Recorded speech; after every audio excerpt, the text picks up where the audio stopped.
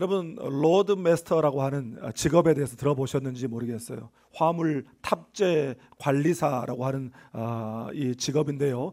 이 직업은 항공기에 화물을 적재하는 일을 총괄하는 책임자를 그렇게 로드 마스터다 이렇게 일컫습니다. 그래서 이 로드 마스터들은 이 좁은 항공기의 화물칸에 얼마나 효율적으로 많은 짐을 잘 쌓느냐, 이것이 관건이 아니라고 합니다. 그들이 중요하게 생각하는 것은 무게중심이라고 그래요. 무게중심을 잘 맞춰야지만 이 항공기 연료도 줄일 수가 있고 또 무엇보다도 안전 운항을 할 수 있다는 것입니다. 그런데 이 로드마스터는 항공기에만 있는 것이 아니라 선박에도 동일하게 있다고 그래요. 또한 선박에는 여러분 아시다시피 이 수평이 굉장히 중요하기 때문에 그 수평을 잡기 위해서 평형수라고 하는 것이 그 안에 들어 있습니다. 여러분, 우리도 이 숱한 악천후를 경험해야 하는 인생의 이 항해 가운데 우리에게 이 구심점이 필요하고 안전장치가 필요한 것입니다. 하나님께서 우리의 인생에 허락하신 구심점이자 안전장치는 바로 십자가죠. 우리가 십자가를 우리 중심에 세우고 그 십자가를 붙들고 나아갈 때에 우리는 비로소 우리의 인생의 중심을 잡게 되는 것입니다. 그래서 다윗은 시편 37편 24절에서 이렇게 고백했습니다. 그는 넘어지나 아주 엎드러지지 아니함은 여호와께서 그의 손으로 붙드심이로다. 사도 바울도 동일한 고백을 했어요.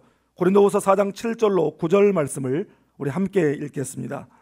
우리가 이 보배를 질그릇에 가졌으니 이는 심히 큰 능력은 하나님께 있고 우리에게 있지 아니함을 알게 하려 함이라.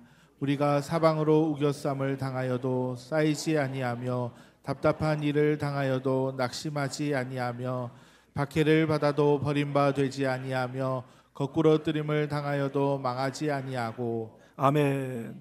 여러분, 특별히 마지막 절 9절 말씀에 거꾸로 뜨림을 당하여도 망하지 아니한다, 이 말을 성경 번역가이자 주석가인 J.B. 필립스라고 하는 분은 We may be knocked down, but we are never knocked out, 이렇게 번역했습니다. 여러분, knockdown, knockout 이게 권투 용어인데요. 이 knockdown은 다운당했다라고 하는 표현을 쓰고 이 knockout을 줄여서 KO 당했다 이렇게 표현을 쓰죠. 우리가 우리의 인생의 경기에서 얼마든지 다운은 당할 수 있지만 절대로 KO패 당하지 않는다라는 것입니다. 왜냐하면 만군의 여호와 하나님께서 우리를 붙들어 주시기 때문인 줄 믿습니다. 오늘 본문에도 신앙의 중심을 잃어버리고 흔들리고 방황하던 이스라엘이 다시 무게중심을 잡고 회복하게 되는 말씀이 나옵니다. 이스라엘의 역사 가운데 이 사사시대를 영적 차원에서 볼 때 두 시대로 구분할 수가 있습니다. 하나는 이가보스의 시대이고 하나는 에벤에셀의 시대, 이렇게 구분할 수가 있어요. 여러분, 에벤에셀이라고 하는 말은 여러분 잘 알다시피 하나님께서 여기까지 우리를 도우셨다라고 하는 그런 뜻이죠. 반면에 이가봇이라고 하는 것은 하나님의 영광이 떠나버렸다, 이런 뜻이에요. 그러니까 이스라엘 백성들이 이가봇의 시대를 살아갈 때는 하나님의 영광이 떠나버린 시대, 다시 말해서 하나님의 임재를 잃어버린 시대였어요. 그러다 보니까 그 시대 가운데에는 항상 주변 이방 국가들에 의해서 괴롭힘을 당해온 그러한 어려운 시대가 바로 이가봇의 시대였습니다. 그런가 하면 에벤에셀의 시대는 하나님께서 도우시는 시대였어요. 하나님께서 능력의 손으로 붙들어 주시고 도와주셔서 승리케 하심으로 말미암아 늘 평안한 그런 시대가 바로 에벤에셀의 시대였습니다. 그렇다면 여러분, 지금 우리가 살아가고 있는 이 시대는 이가봇의 시대일까요? 에벤에셀의 시대일까요? 지금 우리의 삶, 우리 개인의 신앙은 이가봇의 시대를 살아가고 있습니까? 아니면 에벤에셀의 시대를 살아가고 있습니까? 오늘 말씀을 통해서 우리가 다시금 신앙의 중심을 바로잡고 우리 개인의 인생에서나 혹은 교회나 또 이 사회와 나라의 공동체적 차원에서 에벤에셀의 시대가 열리게 되기를 주님의 이름으로 축복합니다. 먼저 오늘 본문 3절 말씀을 함께 읽겠습니다. 사무엘이 이스라엘 온 족속에게 말하여 이르되 만일 너희가 전심으로 여호와께 돌아오려거든 이방 신들과 아스타롯을 너희 중에서 제거하고 너희 마음을 여호와께로 향하여 그만을 섬기라. 그리하면 너희를 블레셋 사람의 손에서 건져내시리라. 아멘. 본문의 시대적 배경은 우리가 이 사무엘상 말씀을 우리가 계속 함께 나누고 있습니다만, 이스라엘과 블레셋 사이에 전쟁이 있었고 이스라엘이 그 전쟁에서 크게 패하면서 하나님의 임재의 상징인 언약궤까지 빼앗겨 버렸어요. 한편 블레셋에서는 자신들이 빼앗은 그 언약궤를 전리품쯤으로 취급하고 자신들이 섬기는 그 다곤 신상 앞에 진상에 두었다가 하나님의 큰 심판을 당하게 되죠. 그래서 다곤 신상이 부러지고 뿐만 아니라 그 아스돗이라고 하는 도시에 이 독한 종기 재앙이 일어나고 또 옮기는 도시마다 그렇게 하나님의 큰 재앙이 일어났습니다. 그래서 그들이 한시라도 빨리 이 하나님의 언약궤를 되돌려 보내야 된다, 그렇게 의견 일치를 보고 이스라엘의 벳세메스로 그 법궤를 돌려 보내죠. 하나님의 법궤가 돌아오는 그 모습을 보고 들에 있던 벳세메스 사람들이 너무 기뻐서 얼마나 소리를 질렀던지 땅이 진동했다고 그랬어요.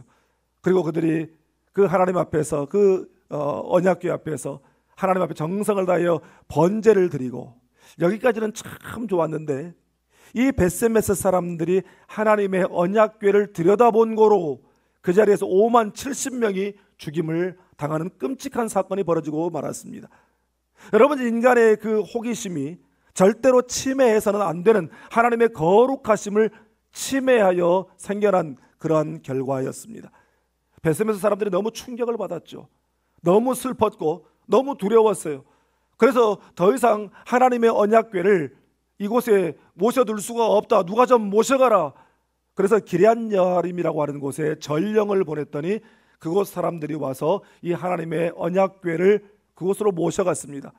그래서 그곳에서 아비나답의 집에 모셔두고 그의 아들 엘리야살로 하여금 그 하나님의 언약궤를 지키게 했어요.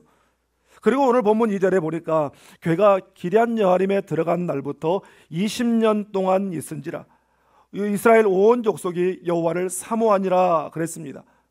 지금 이스라엘은 그 빼앗겼던 언약궤를 되찾았지만 여전히 그 언약궤가 그들의 삶의 중심으로 모셔오지 못하고 변방 도시에 모셔져 있는 그런 두려움의 존재로 모셔져 있는 그런 상태였습니다. 그런 세월이 20년이 지났어요. 이에 이스라엘 온 족속이 여호와를 사모했다 그랬습니다. 이 사모하다라고 하는 말은 히브리어로 나하라고 하는 말을 번역한 것인데, 사실 이 말은 사모하다는 뜻이 아닙니다. 이 말은 슬퍼하다, 애곡하다, 이런 의미를 가지고 있어요. 그러니까 이 말은 하나님의 그 언약궤를 빼앗겼다가 다시 되찾아오기는 했지만 그 20년이 지나도록 자신의 삶의 중심으로 모시고 들어오지 못하는 그런 어려운 상황을, 그런 세월을 보내는 가운데 하나님의 임재를 회복하기를 바라는 그 마음에, 그 사모하는 마음으로 애곡했다라고 하는 그런 뜻이죠. 특별히 이 애곡하다라고 하는 이 말은 3절에 돌아오려거든 이 말과 일맥상통하는 부분이 있습니다.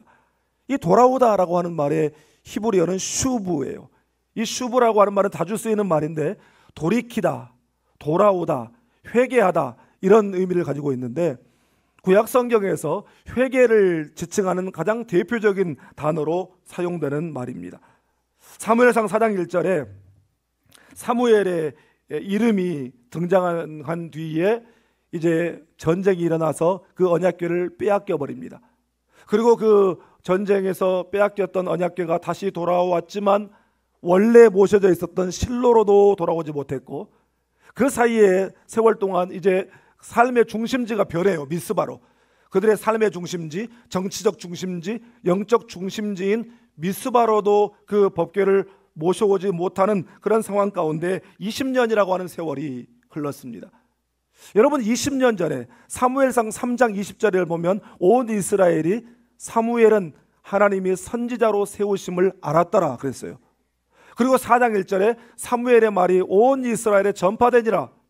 그런 다음에 법궤를 빼앗기고 다시 되찾아오고 또 20년이 지났어요. 그리고 오늘 본문 말씀에 드디어 20년 만에 사무엘의 이름이 등장합니다. 학자들은 사무엘 3장 그 후반부와 4장 초반부에 나타난 사무엘의 그때의 나이가 몇 살이었냐, 한 12살 정도로 추정을 합니다. 그러면 20년이 지나면 오늘 본문 말씀의 사무엘은 몇 살쯤 됐겠어요? 32살쯤 됐겠죠.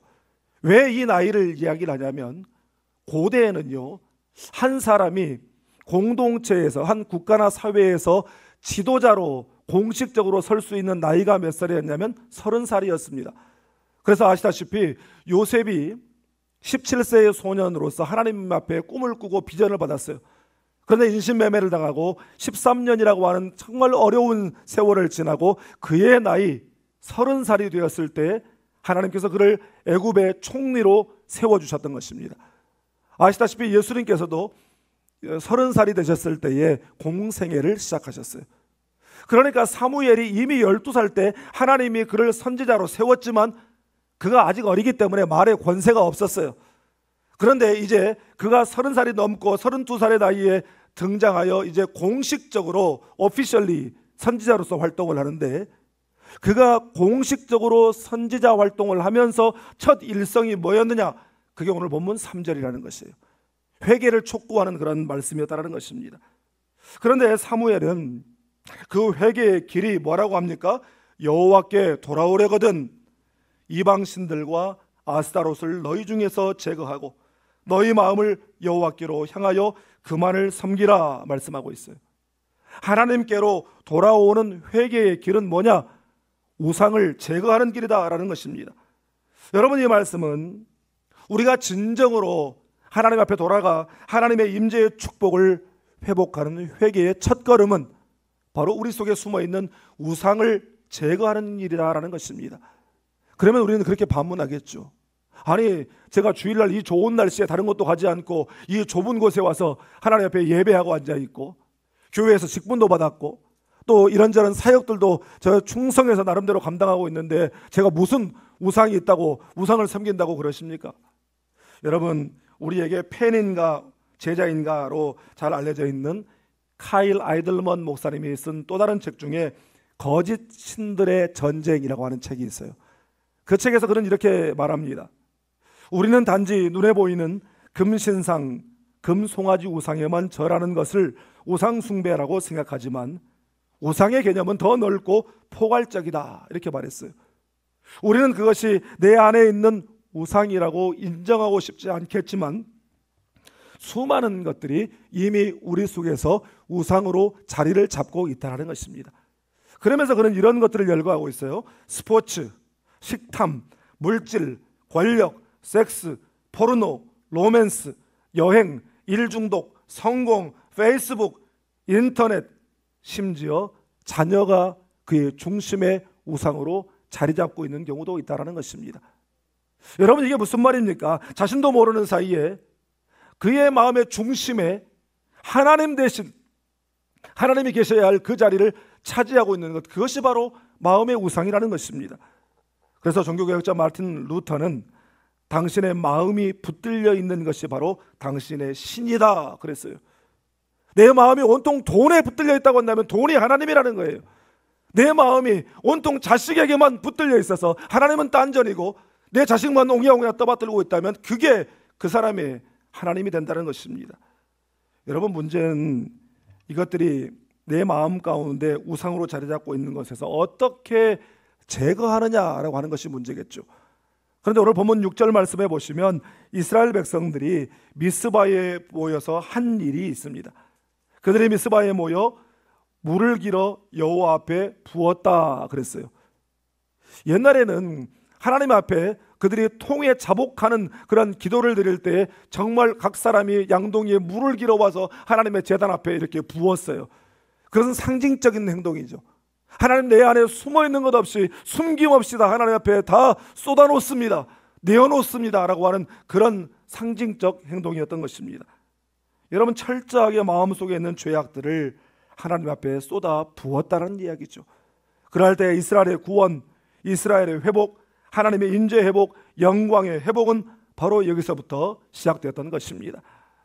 우리가 우리 주의 보좌로 나아가 하나님 앞에 물을 부어드리듯이 우리 속에 자리 잡고 있는 숨은 우상들을 하나라도 남김없이 완전히 쏟아 부을 때 하나님께서 우리 가운데 일하시기 시작하시는 줄 믿습니다. 다른 방법이 없어요. 간절한 마음으로 하나님 앞에 매달려야 되는 것입니다. 그래서 은혜를 가로막는 숨은 우상들을 다 제거함으로 하나님께서 우리의 인생에 그 블레셋을 물리쳐 주시는 그런 승리의 역사를 경험하며 살아가게 되기를 주님의 이름으로 축복합니다. 다음으로 본문 12절 말씀을 함께 읽겠습니다. 사무엘이 돌을 취하여 미스바와 센 사이에 세워 이르되 여호와께서 여기까지 우리를 도우셨다 하고 그 이름을 에베네셀이라 하니라. 아멘. 이스라엘이 하나님 앞에 물을 부어드림으로써 통에 자복하는 그런 회개의 기도를 드리고 또 그들이 함께 모여 온전한 번제, 그러니까 하나님 받으실 만한 바른 예배를 하나님 앞에 드렸다는 것이에요.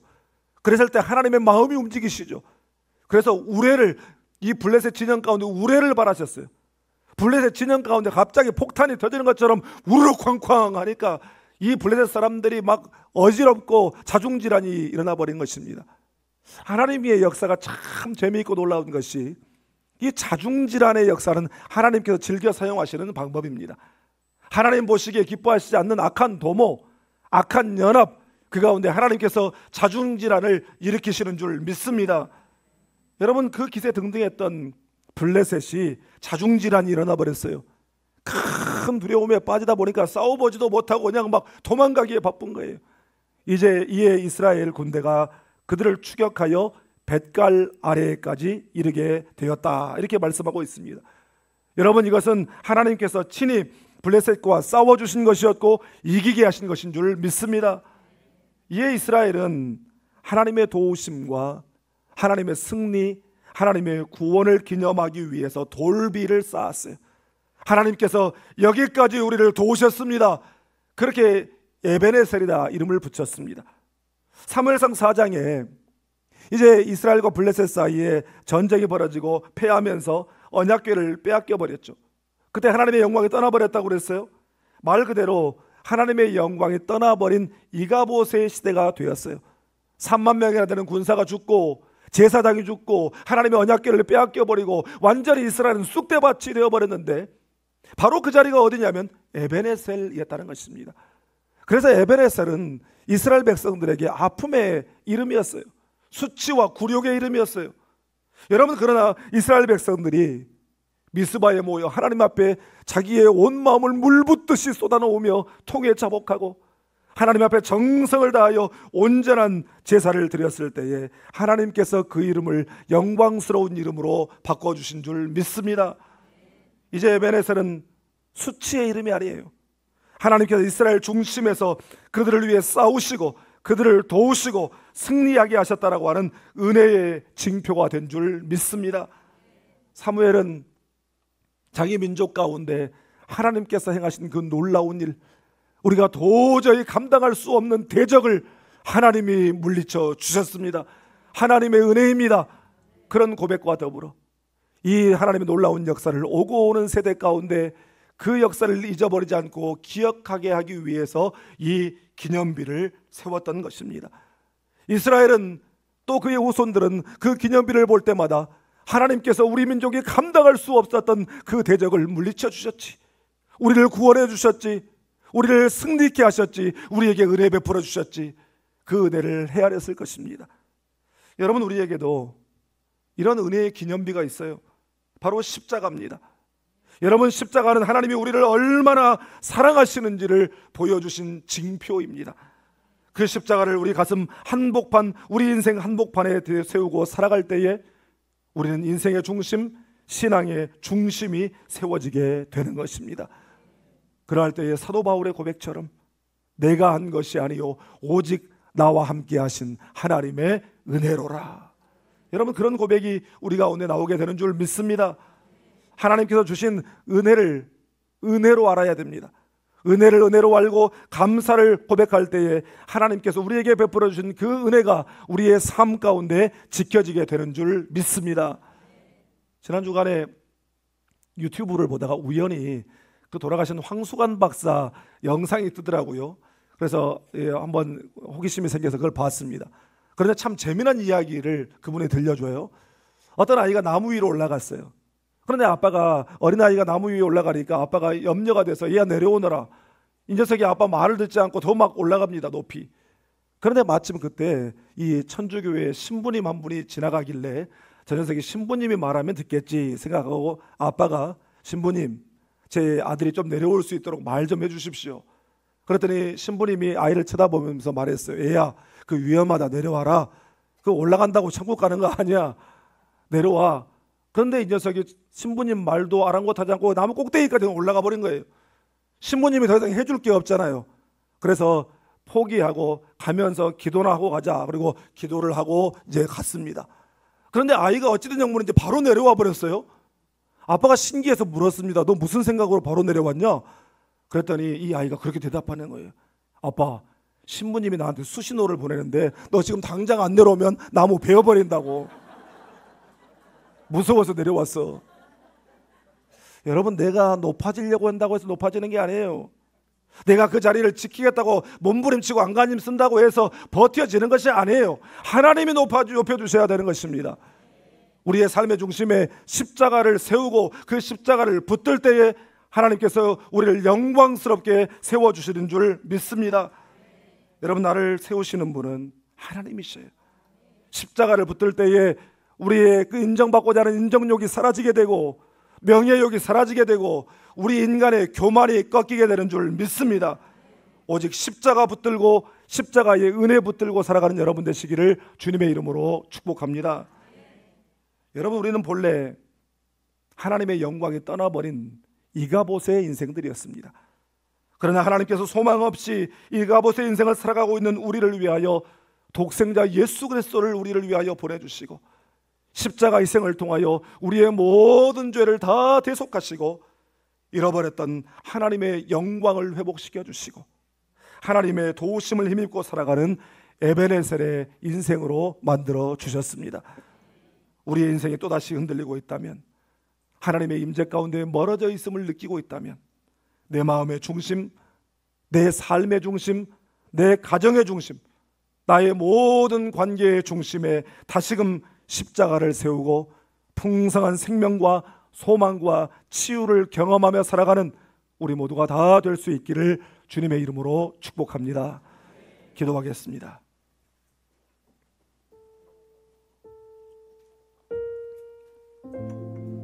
사랑하는 여러분, 십자가는 저 갈보리 언덕 중심에만 서 있는 것이 아닙니다. 십자가는 모세오경과 시편과 선지서와 복음서와 서신서와 계시록의 중심, 즉 성경 전체의 중심에 바로 십자가가 서 있는 것입니다. 어지럽고 혼란하고 질서와 가치가 무너져 버린 것 같은 이 시대에 지금 우리의 국가적 상황 속에서도 중심에 세워야 할 것은 바로 십자가입니다. 십자가로 중심을 잡아야 우리에게 소망이 있는 것입니다.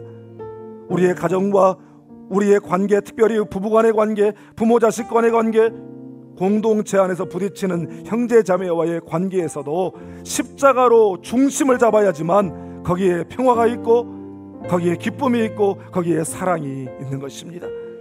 십자가로 중심을 잡아야지만 내가 지금 어떤 영적 상태에 있는지 자각할 수 있고, 십자가를 붙들어야지만 죄에 대해 통해 자복할 수가 있고, 십자가를 의지해야지만 하나님 주신 은혜를 알게 되고 그 사랑과 은혜를 흘려보내는 삶을 살 수가 있는 것입니다. 이 시간 우리의 입술을 열어 기도할 때에 우리의 삶 속에서 하나님과의 소통이 막히지 않게 하시고, 기도할 때 우리 안에 있는 우상들이, 죄악들이 떠나가게 하여 주시옵소서. 하나님 앞에 전심을 다하여 예배할 때에 우리의 인생의 대적인 블레셋이 굴복하는 역사가 일어나게 하여 주시옵소서. 내 인생 하나님께서 여기까지 도우시고 인도하셨음을, 그 은혜를 고백하고 기억하고